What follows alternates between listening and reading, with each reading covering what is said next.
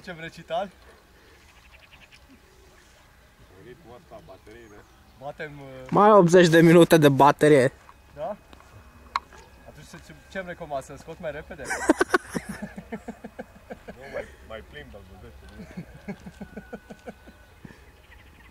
Asta îmi recomand, să-l scot mai repede?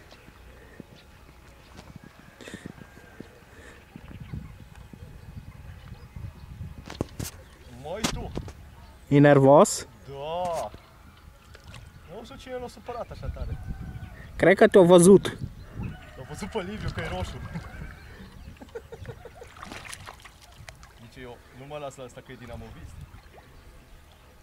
Dar ține cu uta. Bă, trebuia să punem și unul cu sos, normal, că dacă nu puneam, nu era în regulă situația.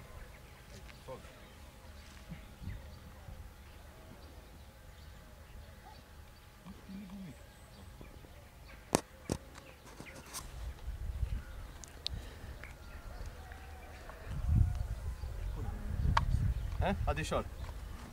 Nice one. Nice one, nice one. Se face aceeași chestie, hă? Pupăl. Îmi bat pupăl.